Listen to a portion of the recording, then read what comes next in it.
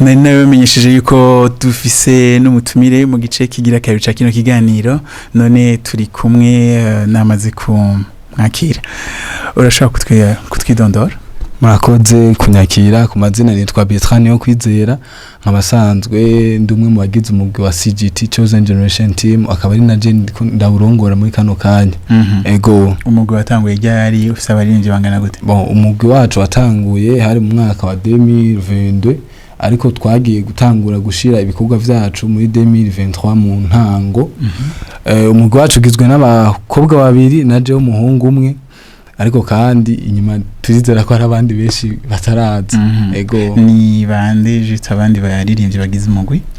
hariho jewe hari n'uwitwa Sahamu Gishami Yahove hari n'uwitwa we yakunze Kerlen ariko bo ntibashoboye kuza ego hanyuma mbega umugwi wanyu ukorera amajahe umugwi wacu icambere dusanzwe tutari mu ma église amwe iyo rero dufise ibikorwa dushaka gukora turagira ama rencontre tukagira ama repetition nimba ari byo dushaka gukora turagira ama rencontre tukabikora kugira ngo ibikorwa bishobore gukunda ko tubikora ego musengera mu mashengero atandukanye batatu biroroshe kumenya we usengera hehe abandi basengera hehe je sanzwe sengera muri GLM Gospel Life Ministries iri mu Carama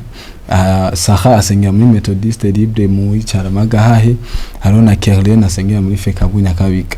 ego subira mutubwire ukuntu umugwi wavutse kugira ngo umugwi wisange ufise abantu batatu gusa umugwi wacu ukuntu watanguye novuga ati mu gihe IMANA yateguye gitegezwa gusohora mu ntango twebona nk'umugwi kwa ko je na Saha twe dusanzwe twiga hamwe tumaze kwa twiga hamwe dukorana mu ma groupe biblique ariko mu nyuma turavuga ati ko dojeje ishure cya gikorwa twogirekera ha canke turakwiye ukibandanya no twaciye tugira ide yuko twogera team tumaze re kugira iyo ide no twaciye tubwira na Kerlen araza aratwiyunga mu nyuma turashobora kugira iyo team the CGT Chosen Generation Team umugwi urunganwe gwatoranije cyane niko bimenze indirimbo maze gukora ni indirimbo izihe zingana gute tumaze gukora indirimbo zibiri nizo tumaze gushaka umugaragaro ariko izo tumaze gukora zo ni nyinshi iziri muri studio zitarahera zikibura uburyo kugira zija habona ariko izo tumaze kurekura ni zibiri ziri kuri channel yacu ya YouTube ari yitwa niwe nyindi shashe yitwa Fearless duheruka gushirako ariko kandi ariko naga cover song ka twasite ko kera kaje na Saha kashimwa Nyagasani uwo turimbira kantu gatonya kuri Fearless aranzi ndamuzi nduwiwe nawe nuwanje anzigama mu nzira zanje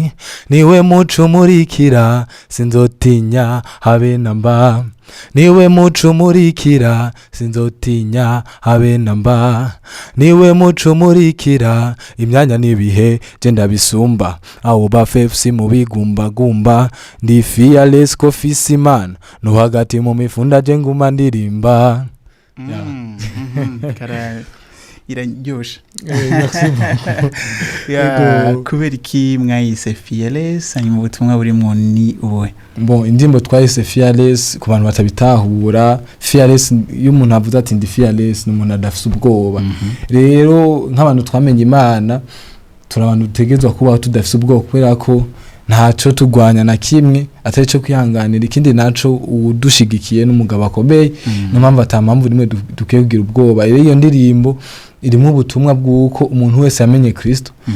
adategezwa kugira ubwoba ategezwa kubaho ubuzima bwo gushira amanga mu byo bariko aracamo byose akaba umuntu adafise ubwoba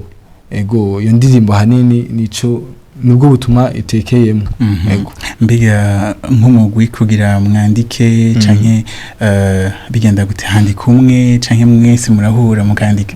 umugwi wacu hageze kwandika sinovuga ngo hageze kwandika kuko kenshi indirimbo tuzihabwa mu buryo butandukanye hagiye turi muri studio turi mu ma prière turi mu ma repetition ugasanga indirimbo iraje maze kuza rero umwe wese aragira ama ide ayigira ko akazana iki and then ugasanga turatoye ikintu kimwe ego umugwi mbega imigambi yakazoza ni imigambi yakazoza dufise ni myinshi kubera ko tumaze n'igihe gito dutanguye ariko sina gito muri ico gihe gito ivyo tumaze gushobora turamaze kubikora na cyane cyane turifuza ko indirimbo dufise nizo dufise mu stock cyambere twozisohora zose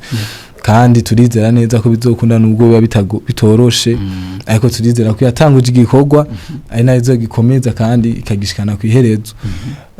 apari y'indirimbo twebwe nk'umugwi Chosen Generation Team turafise ko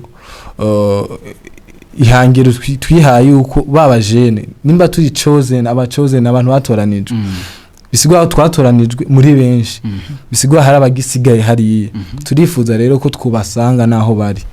kugira ngo tubabwire Kristo kugira nabo bisange muri ubuzima tubayemo mu kugira dukora ivyo bikorwa turiko turategura uburyo twokora ama concert tukakora ama evangelisation tugiye mu masoko tubasanze niyo bari ego ivyo ariko kubw'integuro y'umugwi ari bisabwa tutarashobora kuronka tukiko turategura kugira ngo ivyo dushobore kwishikako ego abantu bifuza gukurikirana ibikorwa byanyu canke kuba contacta mbega abo batora gute abifuza kudushigikira kora ibikorwa vyacu turafise imbuga dukoresha turakoresha YouTube wandika CGT Chosen Generation Team utubona cyangwa kwandika CGT Fearless CGT niwe ucunyaruka kutubona turafise Facebook page hari yanditse ko CGT Chosen Generation Team Instagram ko nyene